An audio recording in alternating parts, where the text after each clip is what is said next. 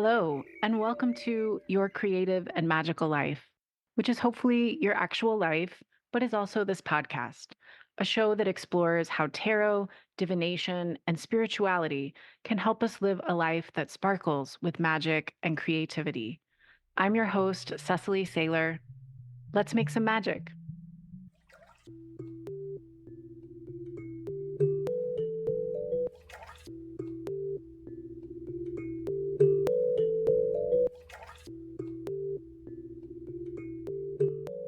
Hello, creative spirits. Welcome to another episode of Your Creative and Magical Life. In this episode, we are talking about the Tower.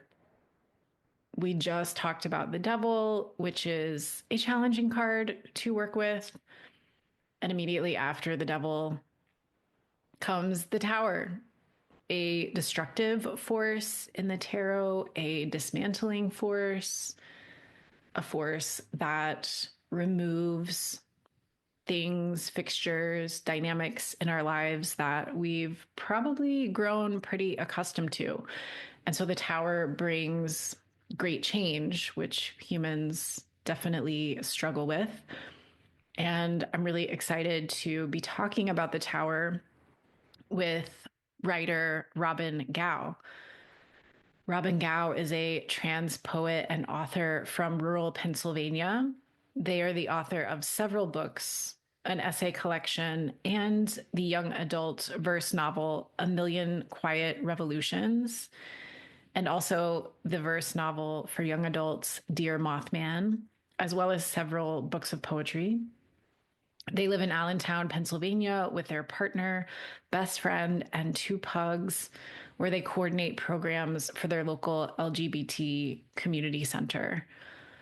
This is a really lovely conversation. I think a lot of us probably are identifying with Tower energy right now in these early months of 2025.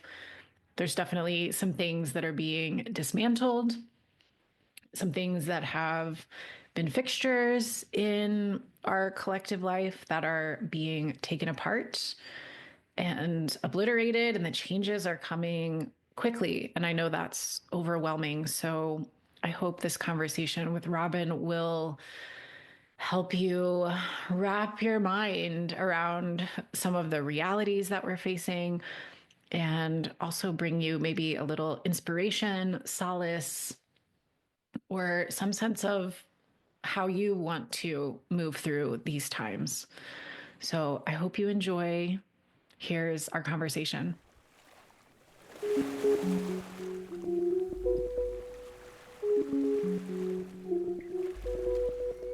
I'm very excited to be talking with Robin Gow today about the Tower.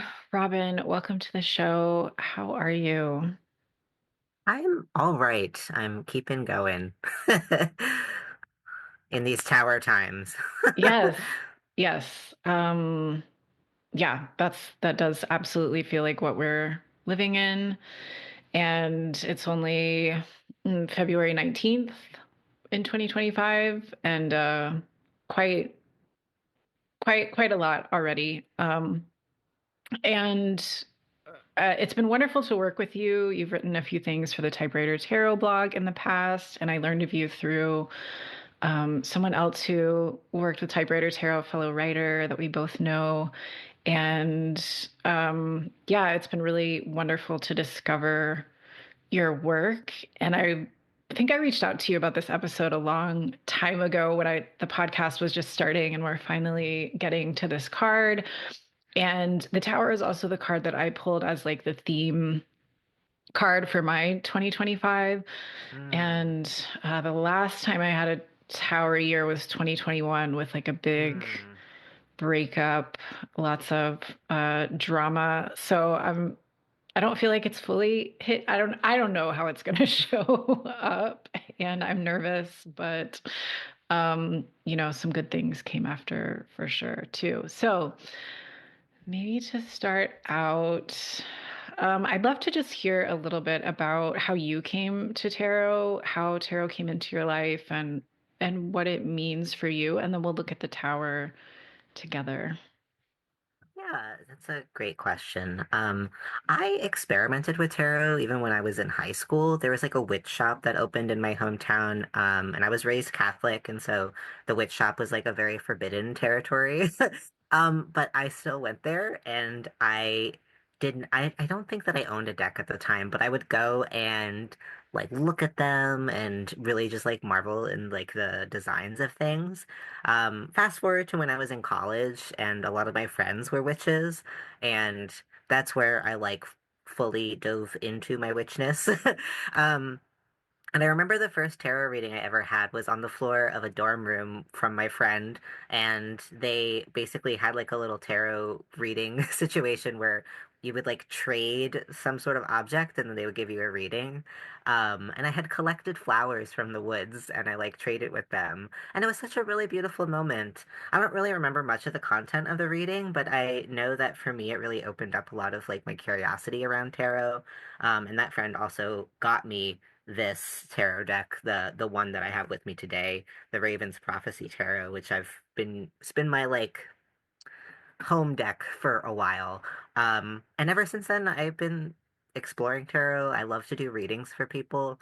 I find that I am somebody who like for better or for worse, people confess their lives to, regardless of whether or not I have a tarot deck. And so I think that it's a helpful tool for guiding conversations like that. Um, and I took a few classes and stuff in the pandemic because I was home alone and seeking connection, and there was some online tarot classes. So that kind of helped me like feel like I had a better grasp of things other than just, you know, the vibes I was going off of for a while. So, and now I do a card pull just about every day. And I love to do readings for my friends, basically around any like important markers of the year, like the solstices or the equinoxes and stuff. Beautiful. And do you use it in your creative practice, which is very multifaceted? I'm just curious if it supports you in that way too. I think definitely. I think sometimes when I'm like really stuck for a writing prompt, I'll draw a card. And I don't necessarily write about the card, but it might help me reflect on an area that I haven't written a lot about before, or some ideas that I might want to dig into for whatever I'm writing. I think especially in poetry, I might use the tarot.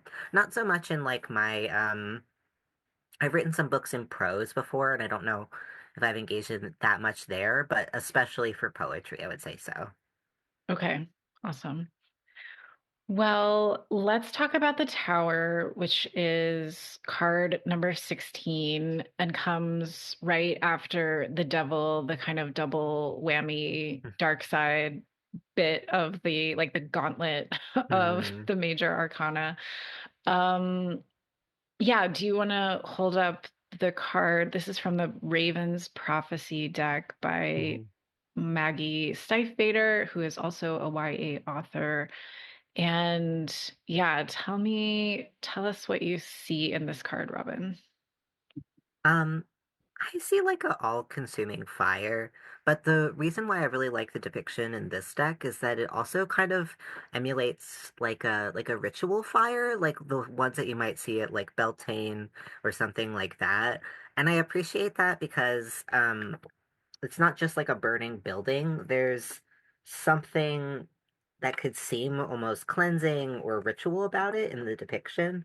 And I appreciate like the silhouette of the person that's like cast against the fire because to me that makes me think of the ways that like tower moments like highlight ourselves or like capture a piece of ourselves in a really specific way. I also appreciate like the brightness of the colors. I'm somebody who like I feel like I've just like been in tower moment after tower moment for most of my life. And so I've come to, I mean, like, it's not comfortable, but I think I've come to like really appreciate and find some comfort in towers because of what follows them. Um, but the moment is big. Yeah, for sure. And in that card, I can only like I can see it, but it's like I can't see as much of the detail through Zoom, but Mm. it looks like the human in front of the big bonfire is holding something. Is that true, or what am I Their seeing there? hand is up like this, like an open Oh, hand. an open Um, palm. Yeah, which I also find really interesting. It almost feels like they're like either drawing away from the fire or reaching towards the fire, which is also a really interesting gesture considering, fire also dangerous. Um to me, I always read that though as like reaching out towards it to like not run away from the fire. Um which also scary, but I think that I find more comfort in analyzing it as that gesture. Yeah. And I mean, as like human beings have such, I don't know, a delicate relationship with fire, perhaps. Like we're very, obviously, it's been helping humans survive for thousands of years. Hmm. And also, yeah, as you said, can be, and as we know, can be very dangerous, but it has this hypnotic quality, Yeah. like really mesmerizing. And we can just like stare at a fire and kind of lose ourselves there. And it almost feels like, in addition to what you said, that open palm is sort of like an energetic Mm. touch point, or like making Yeah. contact, or like receiving the warmth. And yeah, this like the awe of the fire, even though it's like, you can't get too Hmm. close. Yeah, for sure. And just for folks listening to refer, if you're not familiar with the tower, in like some of the traditional or more original images to the tarot, we would see an edifice, like an actual tower in the card. Sometimes the tower has a crown at the top, sort of signifying like someone who conceives of themselves as having authority or power, and the tower is being struck by lightning. Usually there's Mm. really dark black clouds. There's usually a few people falling to presumably their deaths from the tower.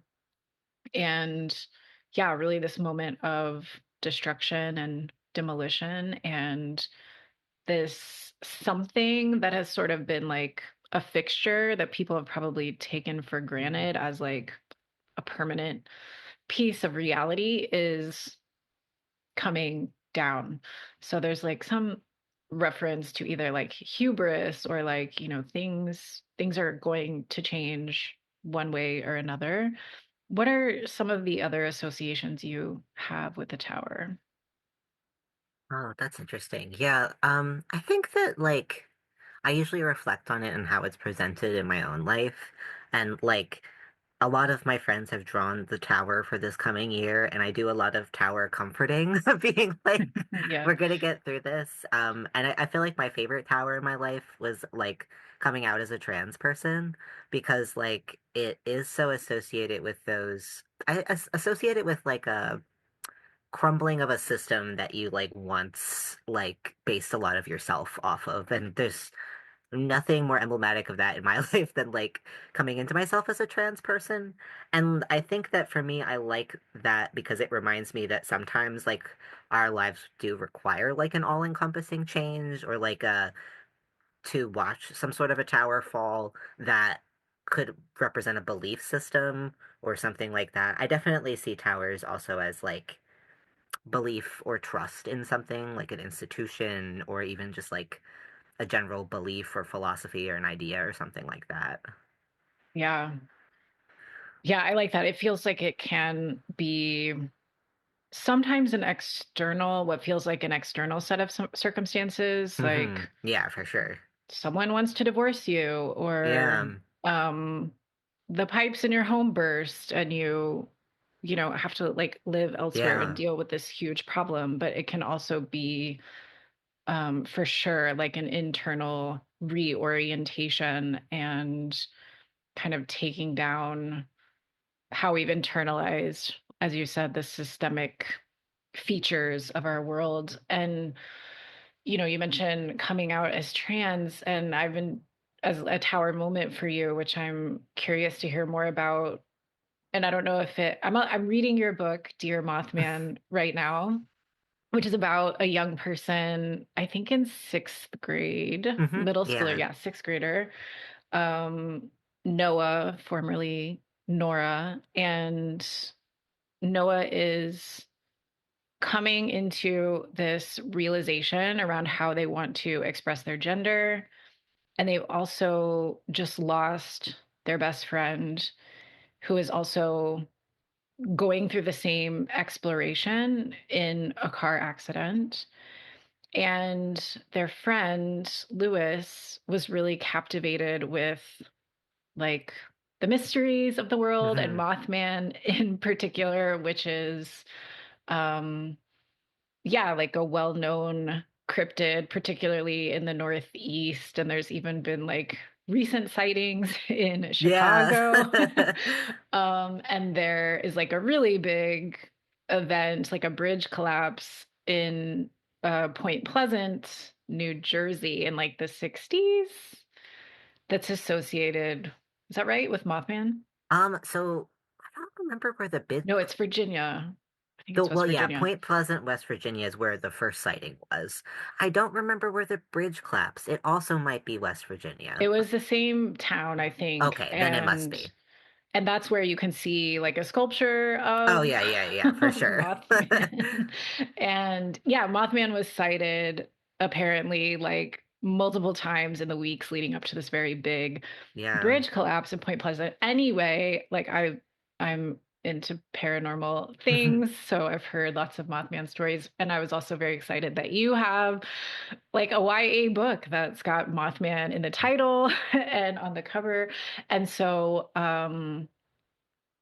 yeah, and so Noah, after Lewis's death, is kind of picking up this Mothman investigation and making that the focus of their science project. So I haven't finished it. I'm really like enjoying it and savoring it. It's also written in it's a novel in poetry.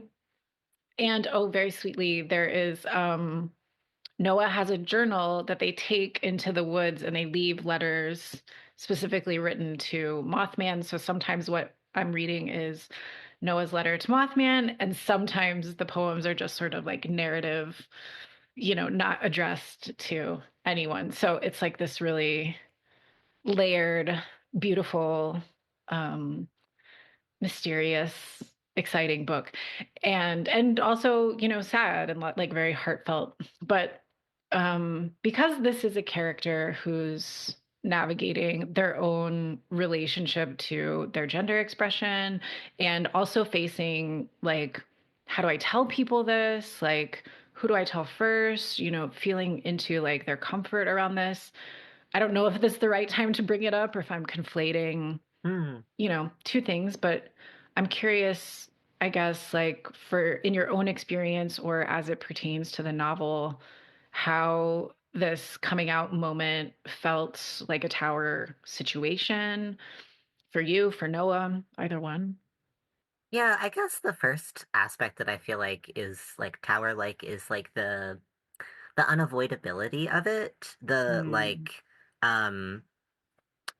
I don't know, like the all-consuming nature of like I don't think it's there's like a universal trans experience, but at least for me and Noah, like I I don't think that either of us are like I don't want to be trans, like very like uh it's more just like putting off of the situation because it would be easier to continue otherwise. And like especially in the book, like Noah goes through all different kinds of things about like am I trans enough? Like, what does it really mean? And kind of grappling with like how he understands himself. And then also like you mentioned a little bit, like how to introduce yourself again. I think that that's like the biggest like tower component of like me being trans is like how do you introduce yourself again to people? Because I feel like the thing that I struggle with most is like convincing people that I was both the same person and not because you are both the same person and not because you've like had a moment to like explain more about yourself. And at least that's like how I've experienced being trans. Um, and that like earth-shattering system of things falling apart is both connected to your internal realization and then the external reactions, I think. And that's something both me and Noah also like kind of experience in our process of like coming out or letting people into ourselves is realizing that like some people would have a lot of like much stronger thoughts about it than you might think. It definitely shifted like dynamics in my family. It shifted dynamics in um a lot of areas of my life. I would say my friends are always like not a steady facet, but like I think that the process also illuminated like the relationships and how some are contingent on you like following certain roles. And so the towerness is also the realization of like what kinds of relationships and connections you're in and how they change based on who you are and stuff like that.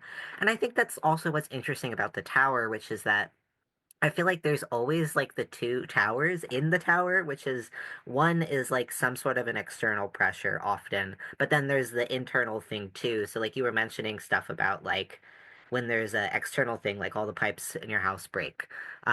The tower is both that thing and then also like whatever you have to grapple with because of the external thing. Um, and sometimes both are good, sometimes both are bad. Sometimes there's a combination or neutral territory, but I feel like that was really true for me in the trans stuff because there is me and then there is everything else that the people falling from the tower, you know? Mm, yeah. Yeah. All of that um, feels really true and very connected to this card. And it's reminding me, or it brought back up for me that year of this breakup. And I had Mm, been with this person for, I don't know, 8 years or something. mm, And we lived together for maybe like five of that. And I think it was kind of a long time coming and something that both of us kind of like held on to because of other mm, external things related to like how our relationship started.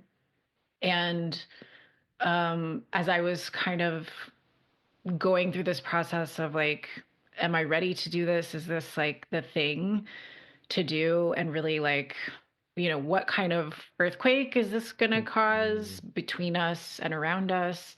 And I remember feeling like kind of three of the walls of my house had been blown off, like mm. internally. It just felt like Yeah. this thing, like things were really crumbling. And then literally the sewage line to the house broke in the Oh middle of gosh. this breakup.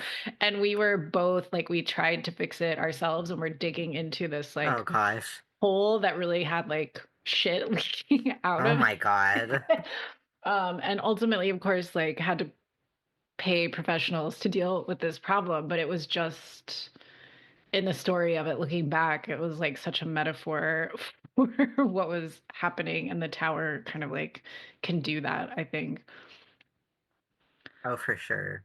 I feel like those moments happen in my life a lot of times too. And there are always moments where I'm like, I feel like things are a little bit witchy because it's like, this is so strange that this thing is happening whilst this other thing is happening. Um,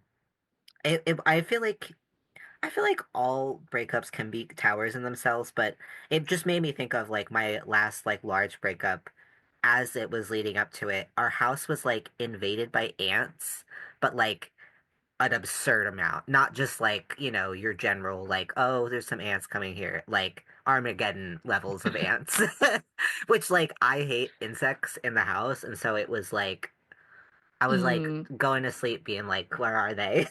But I remember feeling like like creeped out because it was so like manifest of like how it felt to be like uncomfortable in the space. And I really do feel like sometimes like the world kind of opens in that way of like either the thing that was going to give gives out because the energy has moved or something like that. yeah. Um, I don't know. I definitely believe that the physical stuff mirrors the internal stuff going on really often. Yeah. Yeah. You're right. Like it does feel like, oh, like all the witchy shit I'm into is like validated by this pipe or these like crazy ants, even though it's like not the kind of magic you want. Oh yeah, Um, for sure.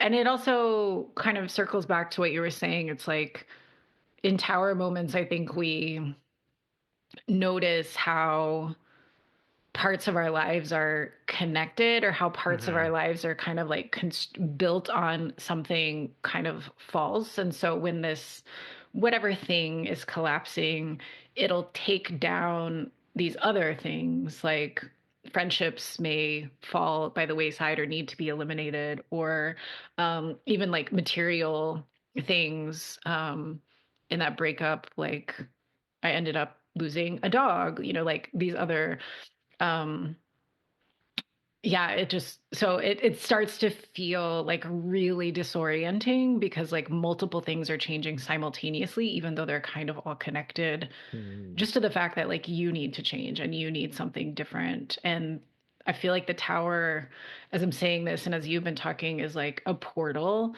Hmm. that we have Yeah. to like move through, where we're definitely letting something go and kind of walking into this void before we know what's on the other side.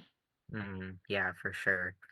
I definitely think some of the uncertainty is one of the things that's uh uncomfortable about the tower space too, because I don't feel like the tower says like this is gonna happen and then this will happen on the other side. It's kind of like a question without an answer, um, which is generally uncomfortable.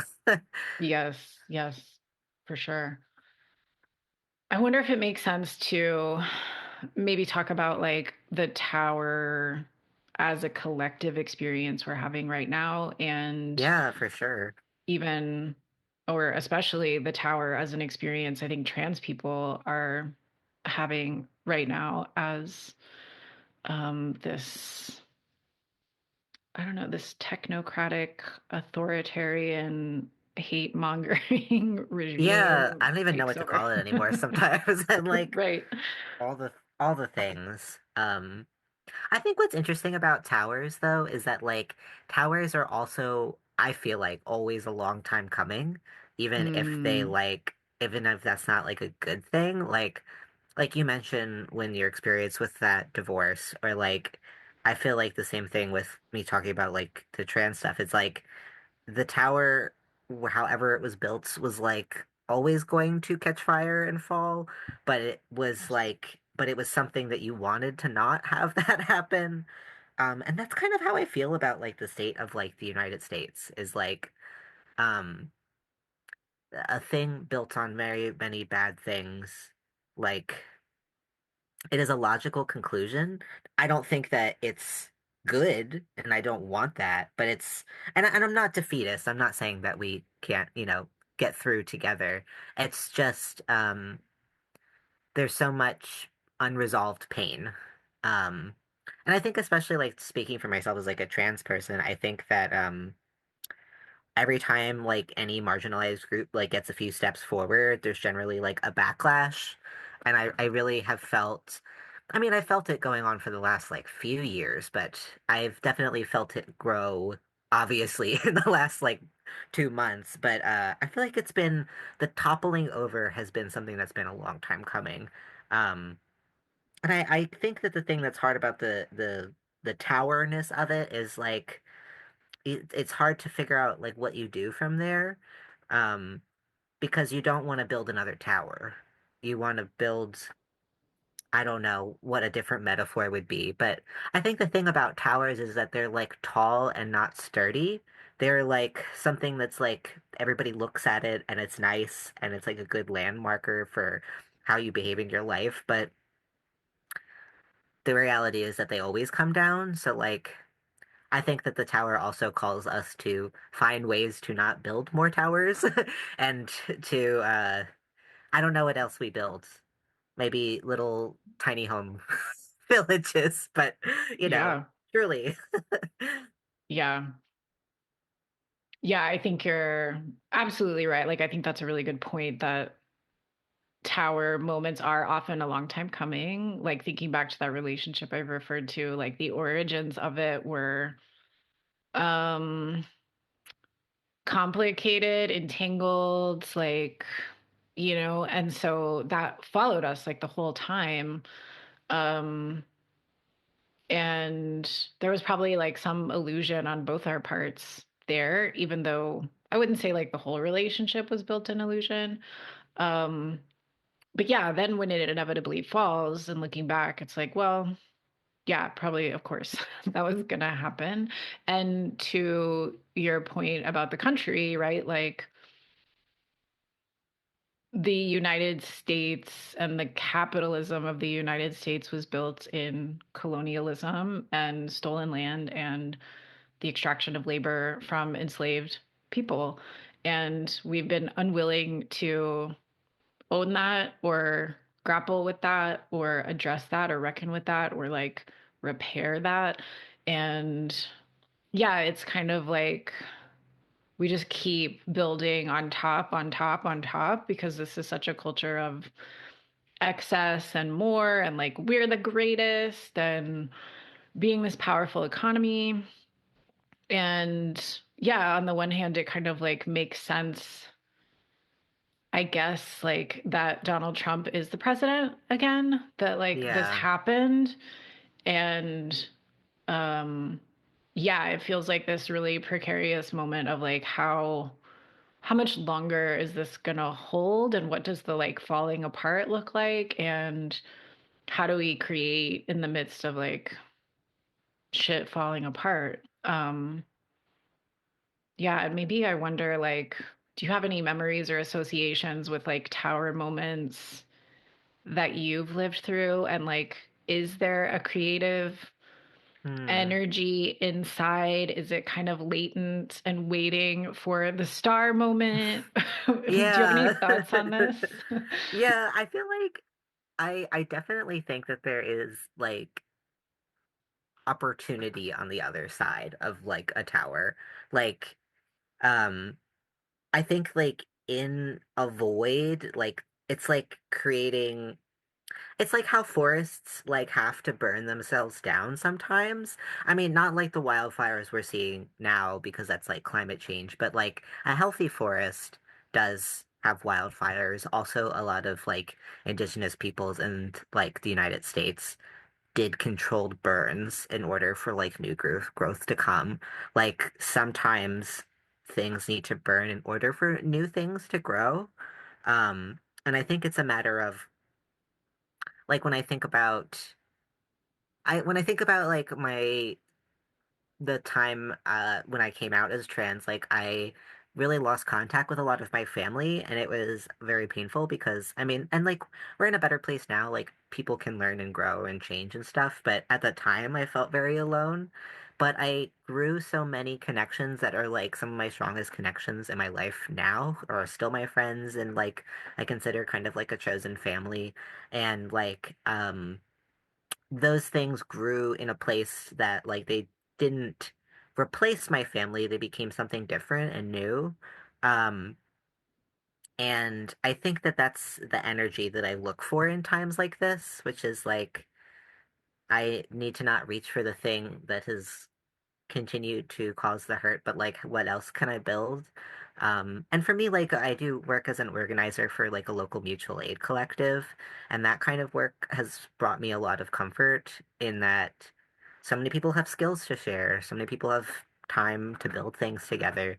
Um, I'm not somebody who thinks on like a huge scale. I think of like what can I do here in this space? Um, and I think the only good thing about like the current state of things is that I think that towers can also highlight for other people, like people who've been on the cusp of not wanting to engage with stuff. I've seen so many more people engage in our mutual aid collective stuff than have in the 2 years previously that we've been running stuff.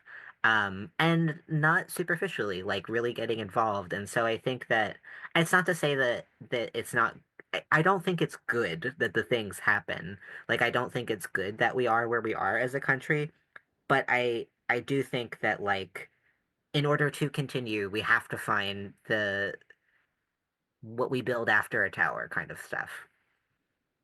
Yeah, the word reorientation is coming up. Like, Yeah, yeah, for sure. when the landmark that you knew is falling apart and that you just sort of like relied on as like a given. I'm thinking also of like all these federal agencies that just Yeah. did public service and provided like public. There's obviously like lots of gaps in our social safety net previously, but we just kind of assumed that we would have consumer protections or that Yeah.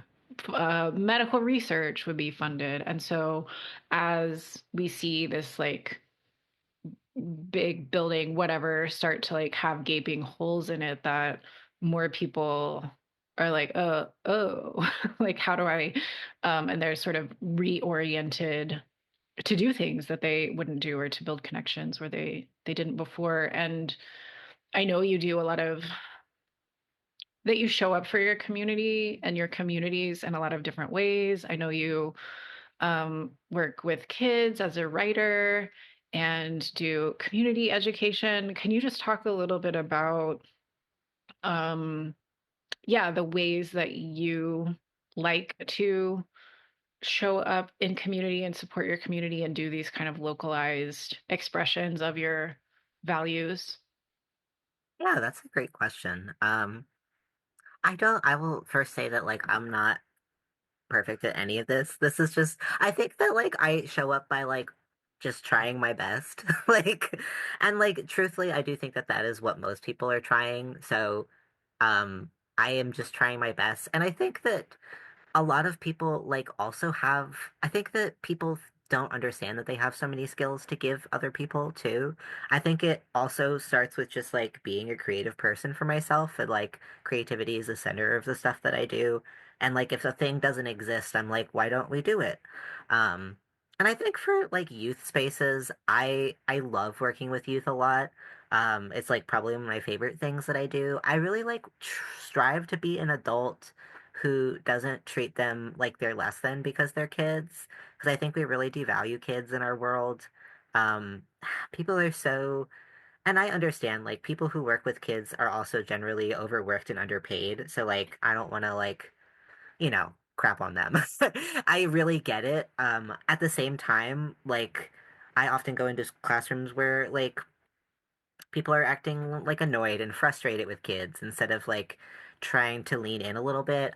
I feel like I connect most with like kids that like the teacher would like consider like air quote like a problem kid. I'm like, trust me, I've got you figured out because that was me. Like I was definitely like a very opposition to authority kind of kid. And so like I just think that their ideas are bright. And so I think that like I feel like I try to show up just like meeting everybody where they are, and like valuing what they have to say, and being curious. Because I think that like sometimes I might not understand, but I think that like kind curiosity can like, you know, open a lot of different situations. And then just trying to share moments of joy. Like, I think a lot of the organizing work that's the most impactful is not like, I don't know, like any kind of like grand activist gestures, but like, let's make a meal together. Let's teach each other how to fix our clothes. Like, um, what kinds of skills do I have that other people might not have that I can share is generally like what I'm asking myself. I also do things like self-defense classes, which interestingly enough are mostly not physical. A lot of it is about like verbal de-escalation skills, and safety planning kind of skills, which I think that trans folks have been really like eager to know about recently. Um, and I think that people don't realize how much you can do without like engaging, having to be, I don't know, like blocking an opponent or something. Um, but yeah, so I do a lot of, I'm a very like eclectic person. I also get bored if I do too much of one thing, so I tend to dip into a wide array of areas for supporting other people, and I think that that also helps me not like burn out because like I'm not always doing the exact same thing. Yeah, how do you what is discernment or just like checking in with yourself look like in terms because I think people right now feel overwhelmed by everything that's Mm, happening. And I think for sensitive, empathetic people, there's this like oversized sense of personal responsibility to like stop it all somehow when we really don't have that capability as a single human being. yeah, And then there's also this like you talked about like just trying your best. I think we also like in capitalism there's so much programming around perfectionism, and like it's yeah. very easy for people to sort of import the high expectations they might have in the Mm, workplace into other parts of life, into their creativity, into their community work, and this sense of like yeah, I need to like have my best presentation or like my best game on to sort of like yeah. impress these people when it's like not, and maybe that's unconscious a lot of the time, I think. But as you were saying, like showing up in community is sometimes just about showing up and like Yeah. listening and talking and finding out like what can happen, what needs to happen, what do different people have to offer. But yeah, circling back to my question, I guess I'm wondering like how you make determinations about when to pull back, what to contribute to, and how to kind of like flow in and out, so that you don't burn out. That's a great question. The first thing that I'll say is that I do burn out sometimes, so I'm Mm, not perfect in this. I think that it's like natural for anyone who's like trying to do stuff to reach that point. I do yeah. think I've gotten better at stopping myself before I'm like completely like unable to do things. When I realize that I've hit that point, I like immediately start to pull back. Um, but I think that like really reading a lot of organizing just stuff about what people have done in the past has really helped me like reflect on trying to get the individualism out of like my community stuff. I think like it's hard because a lot of like national organizations are just trying to get people engaged, and so a lot of the actions that they suggest are very like individual, and like they do make a difference, but like understanding that you are just one person and like embracing your smallness is not to say that like you are not effective, but also to say that like it will be physically impossible for you to stop the big thing, and like really accepting that, and then saying like what do can I genuinely realistically do, not do I what I do I wish that I could do, um getting really honest about like what you're good at and what you're not good at and what you can't stretch yourself to do. Because it's okay to stretch yourself, but like if there's somebody else who also would be better at this, then don't like put yourself in that place and like, I don't know, try to squish yourself into it. Um, I also think for me, it's also been a lot about like people also do come to me a lot to do things, and then like the question is like how to continue to disperse that. That is like the other area of discernment that I think is important. That can be difficult because there's not always somebody else who's like willing to do a thing or feels confident enough to do it. So like for me, I'm also trying to balance like how to encourage others that they can do the thing, because I don't think that I have like a specifically like unreplicatable skill set. I think that I've just like done the fake it till you make it so long that like it feels comfortable to me. And for a lot of people it doesn't.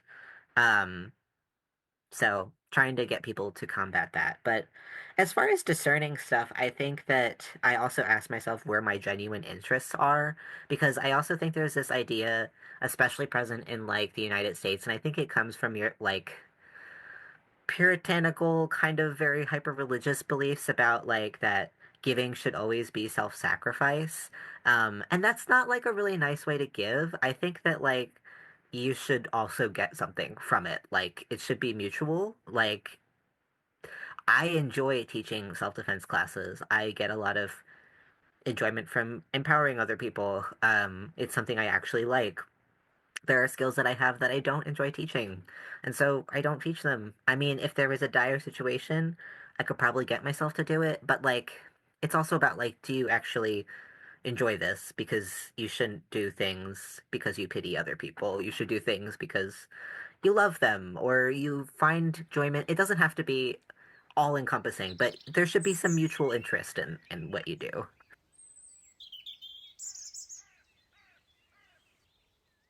Hey, y'all, just a little interruption. to invite you to spend a little more time with me and Typewriter Tarot if you're into the conversations that are happening here, if you're into the kinds of things that are being shared on this podcast. There is more for you to explore. I think of Typewriter Tarot as, I guess it's technically a business. It's a business, but I think of it as an ecosystem, a garden, a lavish complex of spaces and little ecosystems and habitats for creative spirits who believe in magic or want to believe in magic, who practice magic, who are creative in the way that they live and in the way that they engage with art, and who are deep, soulful thinkers and people who are curious about the world as it is and all of the unseen parts of this reality that we can sense, but not always exactly see or put our fingers on. That is what we explore at Typewriter Tarot. And that happens through community, like in the Creative Magic Collective. It happens in workshops I teach and retreats I host. It happens in my one-on-one work, in tarot readings, or in creative mentorship. It happens on my Substack, where I also share about the cards in a different way. So I just want to invite you, if you're sticking around, if you're listening to some episodes over time, that there's more for you. And all you have to do is go to typewritertarot.com and join the newsletter, the email list, which you can do at the bottom of the homepage. When you sign up, you're going to get the first 3 sets of journaling prompts for the Fool, the Magician, and the High Priestess. These 3 sections come from my workbook, Tarot for Creative Spirits, which is filled with journaling prompts for every card in the tarot and is designed to help you build a relationship with tarot and the archetypes through your own lived experience and through your own personal point of view. So the journaling prompts are inspired by the cards and help you reflect and kind of search inside yourself for what feels true, and then build a bridge between that part of you and the card. So I created this because it's a more, I think, authentic way of learning tarot by, yes, attending to some of the traditional meanings, but also really attending to your own intuition and inner world. So when you sign up for the newsletter, you'll get the first 3 prompts from that book so you can check it out. And then you'll hear more about other things coming up. That's where I share news, invitations, offers, discounts, stuff like that. So I'd love to see you over there. I'm so happy that you're here. And yeah, love to get to know you a little better. So if you want to step a little closer, head to typewritertarot.com and join the email list. Thanks, y'all. Okay, back to the interview.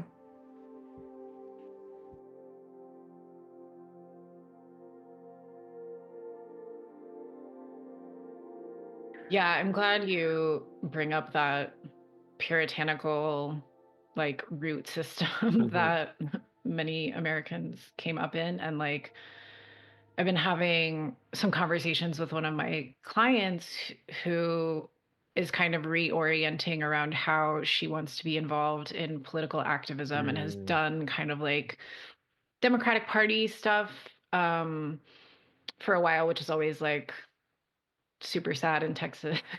but Oh, I can't imagine. so, and we've had these conversations around like a lot of those organizations, whether they're at the county level or like party level or whatever, still operate in this kind of like traditional political paradigm. And so, sometimes there's like people leading them who've been there for a long time and kind of like don't have the best like personality or like haven't really grown over time as they've done these roles. And so just these conversations around like how it feels to actually engage in these places and this struggle of like feeling sort of duty bound to, well, if no one else is going to do it and I can do it, like maybe I should do it, but I actually am gritting my teeth the whole time. And Yeah. so yeah, like then we're kind of contributing from this place of like clenching and resentment Hmm. versus finding places kind of like the star where like it feels like there's more latitude for movement Hmm. and ways to like bring forward the things that we naturally want to share rather than like, well, I can do spreadsheets even though I don't want to look at another fucking spreadsheet for 10 years. So I guess I'll do the spreadsheets for this organization and like hate it every second, you know? Yeah. But I think that is from that like puritanical origin of like it to be a good person, we suck it up and like take it upon ourselves. Yeah, it's like this idea that like it's not a good act unless it like hurts you doing it. Yeah. Like which is like so deeply puritanical, but people don't like realize how much of our thoughts are influenced by that kind of stuff. Um, Yeah. yeah, it's very deep. Even people who I've been like who have really good politics, who've been really close to me, have said stuff like that, and I've been like, that's we have to put that in a dumpster because that's not for us. Like, it's not gonna help either. So, Yeah, and it feels like towery to like um yeah, I will force myself to do this thing to like suffer through this until like let me cross my fingers that I'm not like I think tower can be burnout. Like I think Ten of Swords yeah, is for probably sure. another burnout card, but like yeah, you can give of yourself until you're in a tower situation, or can we reorient around like the whole thing, which is hard to Yeah, do for because, sure. we've been coming from I don't know how many generations it goes back that it's been handed down to us. Yeah, for sure. I think that's one of the things that's also so intense about the tower is that it's not just like a tower that was like erected a few years ago. It's like usually these moments are things that are really deep into ourselves. And like continuing the conversation just like about the country is that like, I mean, so much of like our education has been biased, it has been false education. Like, I think about conversations that I've tried to have with like even like slightly older members of like my family and stuff, just like it's like trying to chip away at like a net of indoctrination of like seeing the tower as a holy place. And then like it's hard when you're seeing that thing crumble and like that's when people start to be swayed by terrible narratives because they're like, well, the thing that I've been taught forever is falling apart. It must be someone else's, it must be trans people and not, the bad foundation of the tower. But Yeah. yeah, that's what's so huge about it is that it is like you said, like a landmark, like something that people have guided their life by. Yeah. I just had an image of like the Washington Monument getting struck by lightning, which I think happened like around the inauguration or something. Um, it didn't fall down, but yeah, and I think you're 100% correct. Like these, whether it's like I mean, everything like the Puritanism, the colonial roots, the kind of like oppressive, extractive, otherization maneuvers that are part of American history they've had what like 250 years to calcify and to kind of like a toxic like mushroom system Yeah, to come at us from the school system, higher education, the medical system, that mental health care system, the food system, the workplace, Yeah. the government, the politics, the culture, the movies, the television. Um, and I'm not saying like every piece of art is a replication. It's not, but like it's so It's still produced within, within or that. Yeah. like, or like as artists, you have to navigate a world that's constructed by that. So in a way, like, unless you're like really radical and like have rejected everything, and then how do you live? You know? Yeah, Yeah. let's go there because yeah, that's right. It's like and you are a I don't know, I guess I could say like a multivalent creative. You write young adult novels and um have written in prose and in poetry. You're a poet. You make beaded jewelry. You're wearing what looks like some of your own earrings right Yes, my now. partner made these. Yeah. Very beautiful. Cute. And there are probably some other creative things you do that I don't know about, but let's see where to start with that. I guess, like, for one thing, before we get to the capitalism piece, the looming tower on the horizon, yeah, like, how do you kind of like juggle or switch between these disciplines and modalities? Like, how do you know when to do that? I mean, kind of similar to the question of like showing up in community. How do you do the same with your artistic practice? Hmm. I think that I treat it like very it's like part of my routine. It's like very like I need to do this every day, like even if it's not the same kind of art. Like I guess I treat it not like a job like in a bad way, but maybe like a I don't know, like a vocation or like a something kind of like ritual almost, like that it has to happen every day. Like I've written a poem every day since like 2017. Wow. And it's been a really great practice because it takes a lot of the pressure off of like writing because it's like, well, if this one isn't good, it was just for me and tomorrow's will be for someone else.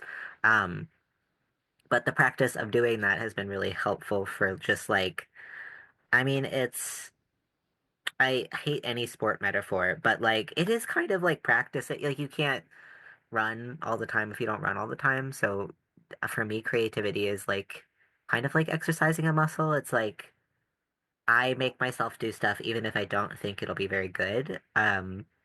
And I think that that's really helpful and freeing. And then it kind of lets me explore stuff. I will say that, like, when I dabble in some new art forms, like, I do, like, have the initial impulse of, like, if I'm not immediately as good as I want to be, I want to stop. But, I think making myself continue every day is helpful. I will say I'm not always like super motivated to write, but sometimes, but I still make myself like, even if it's just a few paragraphs today, like today I'll try to make sure that I still do that. Um, I also make it a really big practice to like take observation notes every day, like out in the world. Like, Mm. I have little notepads that I fill with observation notes. And then I just pull from them.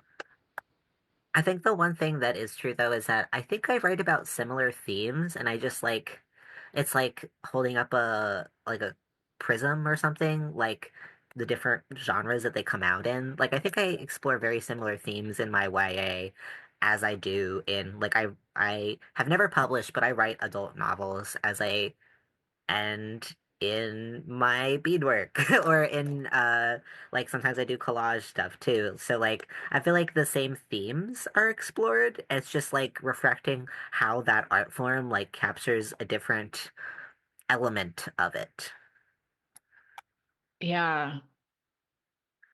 And with like for you, are those themes like identity, Hmm. I think like magic? definitely like creativity. I think death is a really common theme, not just like a death of um like like a physical death, but also just like self deaths and so maybe that kind of thing. I think transformation is definitely part of it. And definitely a sense of magic. Like I feel like magic is really important to everything that I do and write. Like even in my adult poetry or adult books, like they usually have some sort of element of magic because I think it helps me make sense of the world. Like because I find the world very magical. I think that it's hard for me to write something that doesn't have an element of magic in it. Yeah, I love that too because I think I don't know, I guess there are plenty of fantastical books or books with magic in them, but um it also feels like maybe in like the literary genre that realism is favored more Yeah, for often. sure. But I suspect, I believe that like people who are creating are engaging with magic, whether consciously or unconsciously, and they must experience it. Hmm. Um, and so, yeah, I love that more artists are just like letting it be there as part of like the reality. Hmm. Yeah, I was really like when I started writing first, I was really heavily influenced by like I feel like the first book that made me be like, wow, a book can do that was like 100 Years of Solitude by Gabriel Garcia Marquez. And I think that like that whole genre of magical realism that I then like became obsessed with, like really I think that what's so interesting is that like it is like sewing magic into like very real like moments. I've never been like a full fantasy reader for myself. I mean, I read like every genre just because I have a library card, so that's what I do. But I've always been most drawn to that specific genre of magical realism. And I think that that inspired me a lot because I am drawn to realistic stories, but the only way that I feel like I can approach them is if there's something weird. Mm, yeah. So then taking your art into, I guess, commercial spaces. So, like, at some point, you got an agent, or before that, you decided you wanted to publish your work through some traditional air quotes Hmm. venue. Um, and then I know that you sell your jewelry sometimes too. So, how do you, how, like, take us through maybe like the aspirations Hmm. to like kind of maybe how your thoughts or feelings have changed around, or I guess what I'm getting at is like, I think it's really challenging to hold on to our creativity and like have an authentic creative practice and also make money with it Hmm. Yeah. because the constructs and confines of capitalism are fairly antithetical to what I see as like the spiritual nature of creativity. And Yeah. so when you bring them together, there's like some conflict, which can go a lot of different ways for different people.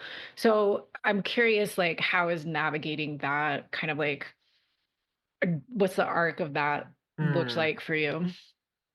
I definitely feel like I'm having like a creative tower moment with that right now because like I think that like I'm happy with a lot of the things that I've written, but I a lot of the stuff that I'm writing now I feel like is weirder. Which is good, but also like a little difficult in that, you know, uh marketing doesn't like things that are like not easy to describe in like two sentences. Yeah. And that's really difficult because, and I think the other thing that's hard about that is that like I am a complicated person. I think everybody is, but like when I'm talking about like my life and my experiences, like there's lots of layers. And I don't want to explain the layers anymore. I'm like, I get really tired of that part because it always feels like, um, it feels inauthentic for a character to like uh, cheat out to the audience and be like, being trans is blank. But like a lot of us as writers are kind of like called into moments like that, like writing for a dominant perspective.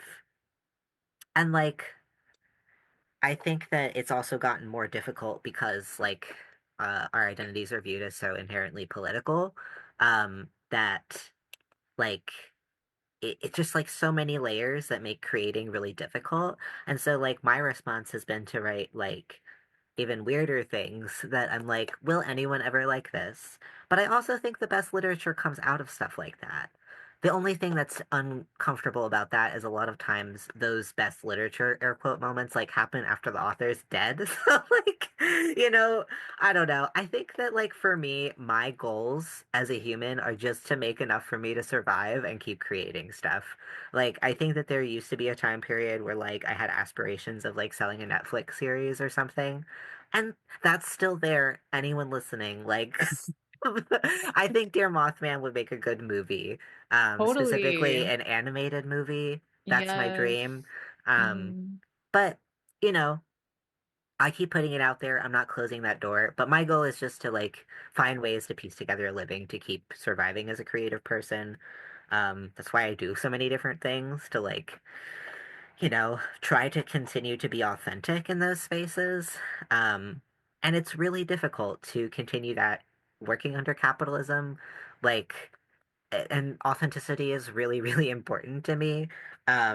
And I think that that's also, I do trainings that would be kind of considered like DEI trainings.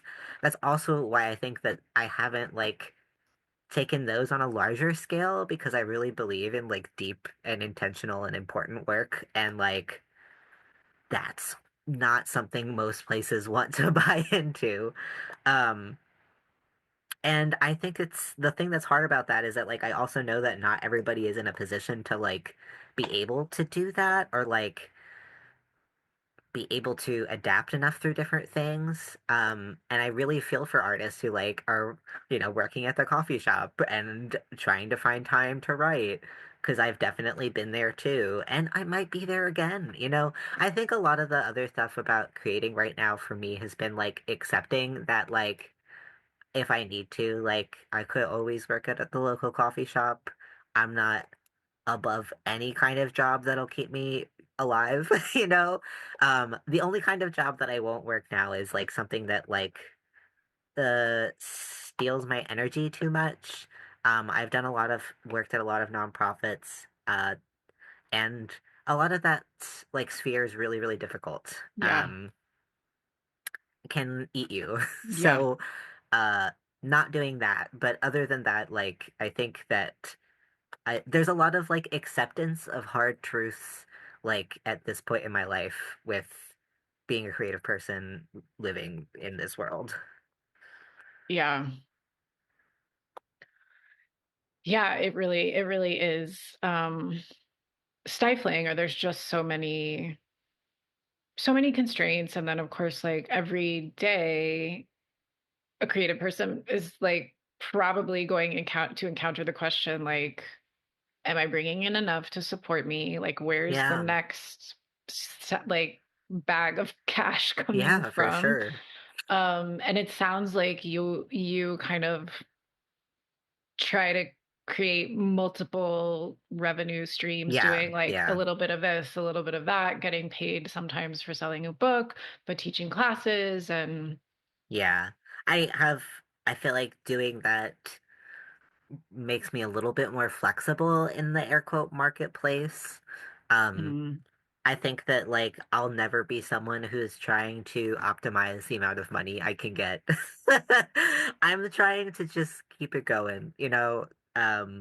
Someone recently referred to me as an entrepreneur and I was like, don't ever call me that. Like I guess like technically, but like I'm uh you know, that's not my spirit. um what do you like, the word like enterprising or like resourceful or like eclectic Eclectic's or great. I'm just yeah, doing my thing. That's what I'm yeah, doing. I think that like I appreciate people like recognizing myself as like a professional. I think that entrepreneur just carries like the baggage of capitalism and like I'm not into it. I recognize that that its dictionary definition is not that. Right. Yeah. No, It just I, makes me think of business majors and like at my undergrad who were very like entrepreneurship club. yeah, kind of like startup energy or like Yes, boss yes. bitch stuff or like Yeah, getting into, um, yeah, these kind of like formulaic approaches to wealth cultivation or yes, whatever. yeah, Yeah. And I think that's something I really struggle with too. It's like, and I think a lot of people struggle with is sort of like our own associations with what certain aspects of capitalism represent to us and how we see those elements as part of the larger problem, yeah. and then how we try to like associate or disassociate from them, which then leaves us in this, on the one hand, like open field for self definition and self creation, but also kind of like might make us turn away from certain strategies that Oh yeah, for could sure. help us support ourselves or that we could potentially adapt to feel more like ethical or more relational or something, but it just becomes so fucking confusing because it's Yeah, for like sure. I uh, like really run into this because I don't ask enough for like when I do workshops. I don't charge enough money for right. anything that I do. And I know that, but I also know that a lot of times I'm working with organizations whose missions I really align with, and like, you know, if it comes down to whether or not the workshop exists, I'd rather it exists and me get paid less, you know? So it's hard. That's really a difficult like I think that that's like the hardest point that I navigate a lot is like, and then like if you want more money, how do you ask for it? It always feels gross. You know, it's not a fun conversation. Um, but Yeah, and I oh go it's ahead, good to sorry. no, it's not fun, but it's also like a muscle to try to exercise ethically and stuff.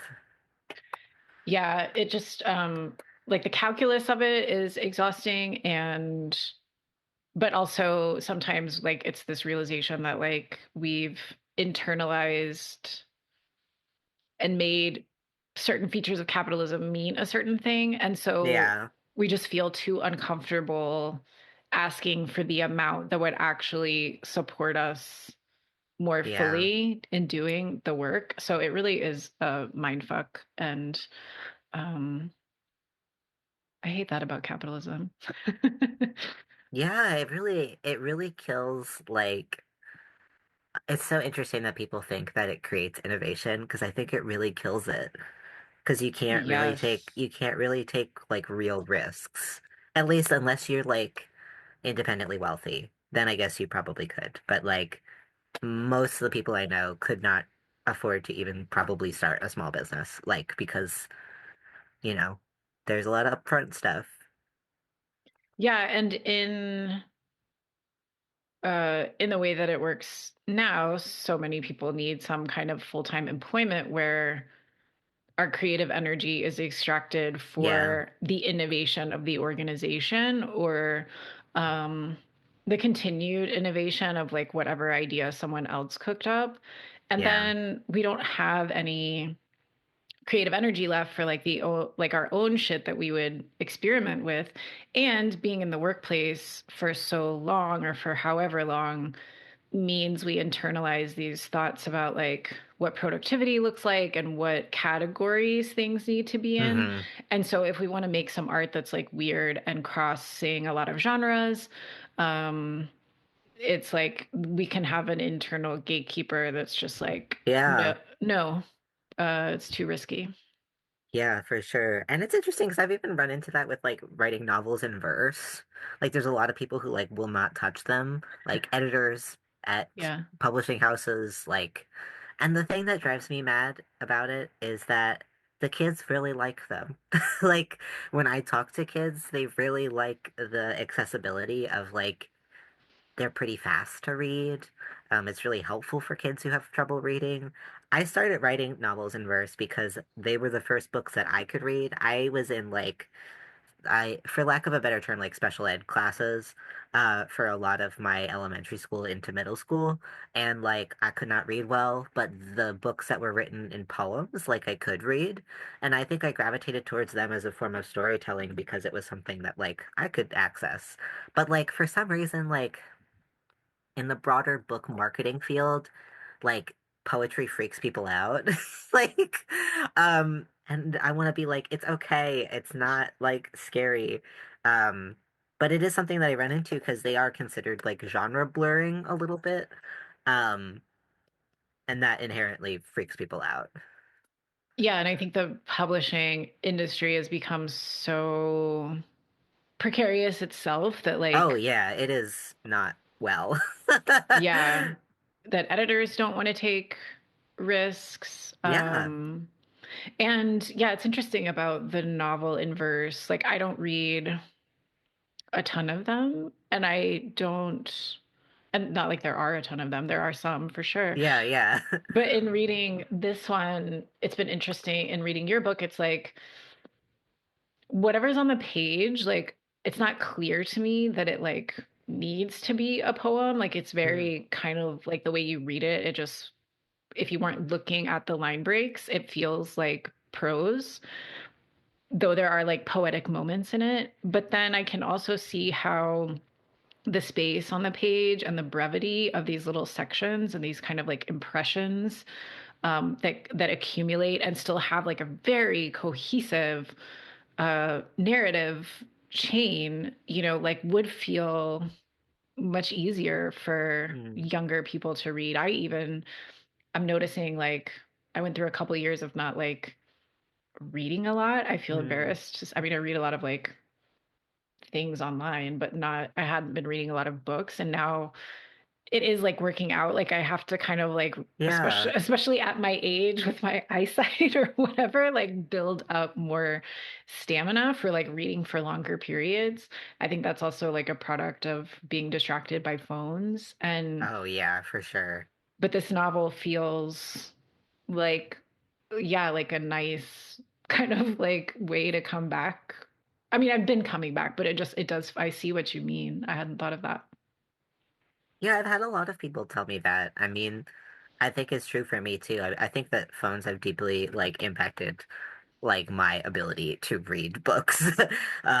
It's definitely hard. Yeah.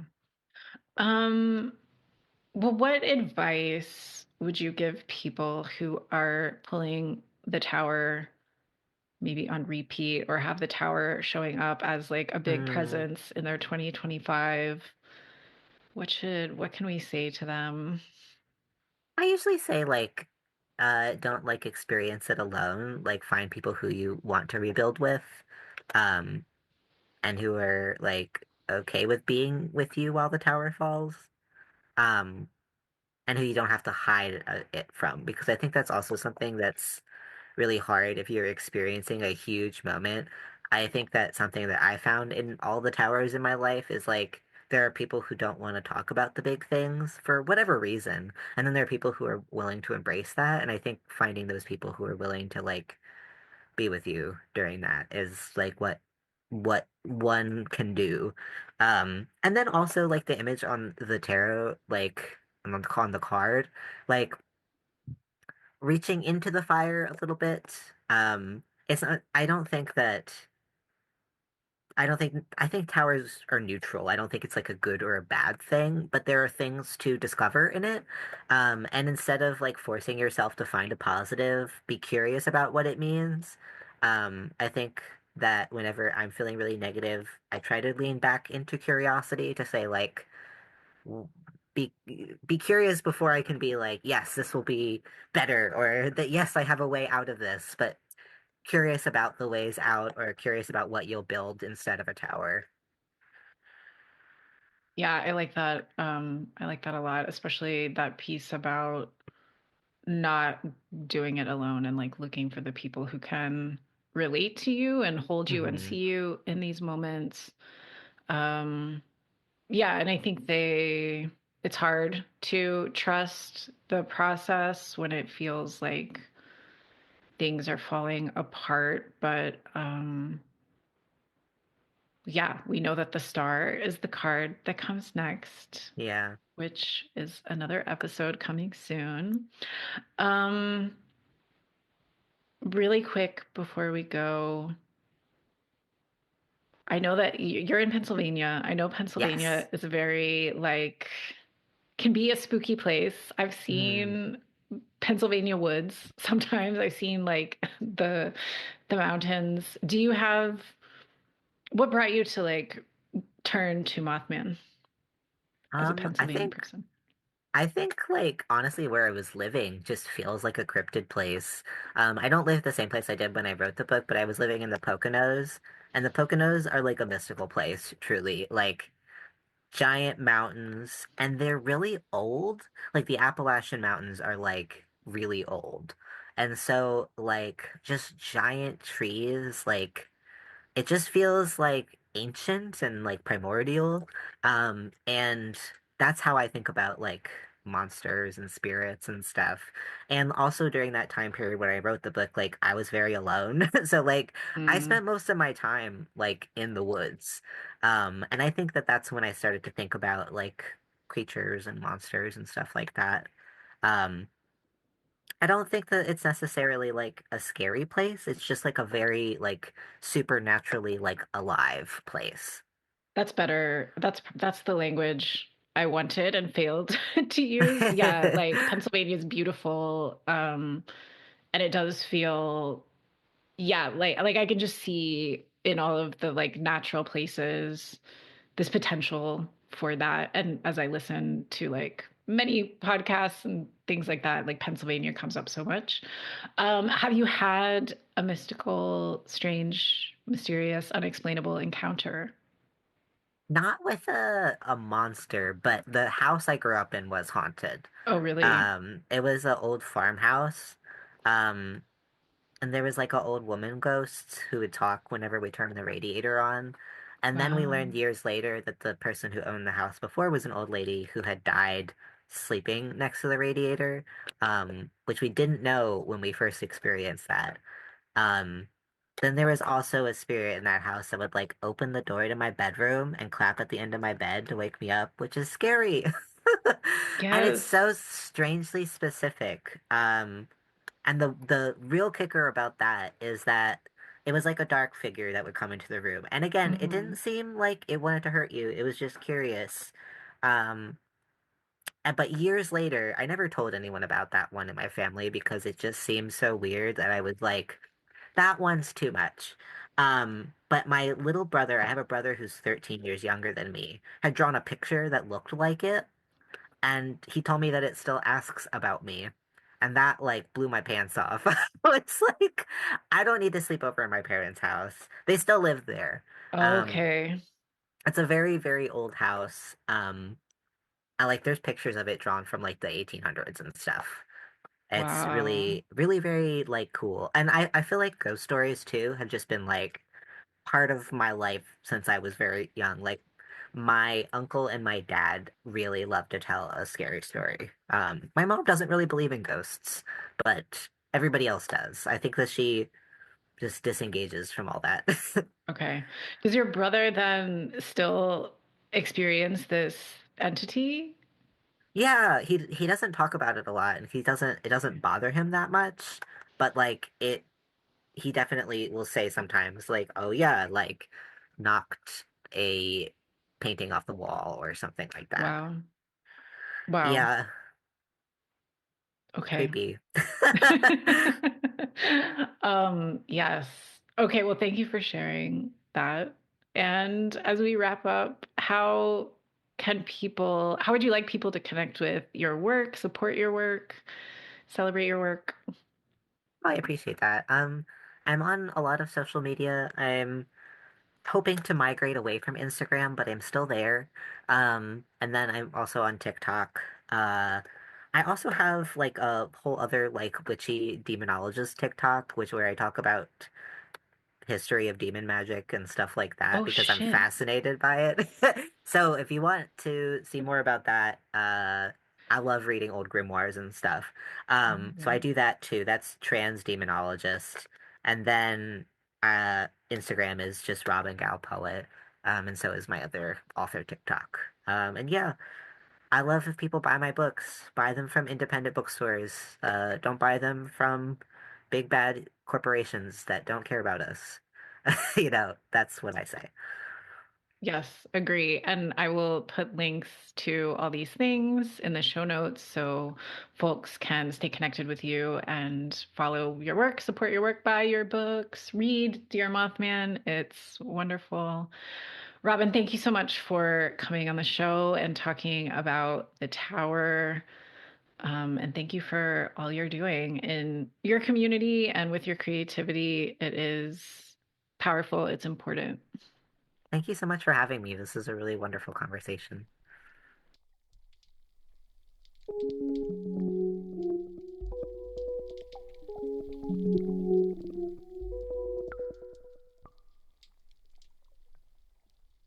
Okay, friends, that's our episode. Thank you so much for listening.